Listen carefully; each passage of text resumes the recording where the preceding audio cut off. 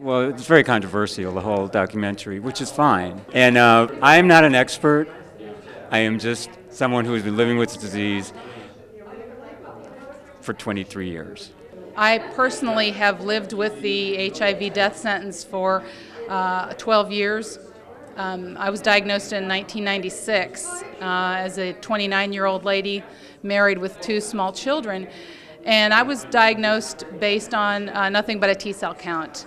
My T-cell count was 29, and I had a high viral load, and they told me I had full-blown AIDS and that I needed to get my affairs in order and make out a will, that I'd be lucky if I had 6 months. So I started taking the cocktail. I have been taking antiretrovirals since 1992 and had many side effects and had problems. Yeah, I experienced a lot of side effects and symptoms on those drugs. At the time, I thought that they were AIDS related. My doctor told me that side effects of having AIDS and your disease is progressing.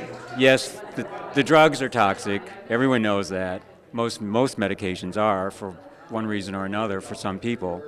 But I think that it does need to be pointed out that even for their imperfections and for the dangers that they've caused people and the many deaths that they've caused, they've also been a lifeline for people like me. I faithfully took these drugs until 2 years ago, when I found out there was a controversy surrounding this that I wasn't aware of before. And I researched, and one thing led me to another, that led me to another, and I did unbelievable amounts of research and decided to quit the drugs. And I stopped all of them cold turkey. I have since fully regained my health, and all the side effects that I've had, all the symptoms have disappeared too in the last 2 years. So I just think it's something that needs to be put out there, and people need to know that there is a controversy. There are questions.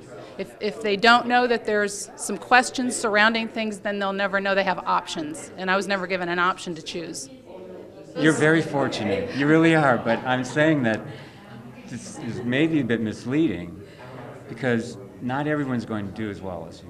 No, everybody doesn't, and I think that immune health in general, there's so many components that come into being healthy. I understand and that having the right attitude and taking care of yourself and it's not just eating attitude. right. And there's a lot of things that poison our bodies. The people that you've talked about that have died, that we all know that have died, the majority of those people were on the drugs.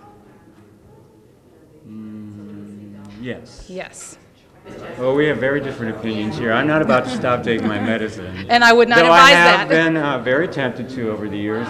You know, as far as the healing powers, the healing abilities of these drugs, you don't make a body well by putting toxic substances into it.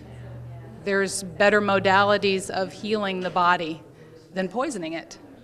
I do want to thank the Jacksonville Film Festival for having House of Numbers, and I recommend that people see it, and it will present them with many questions. Thank you.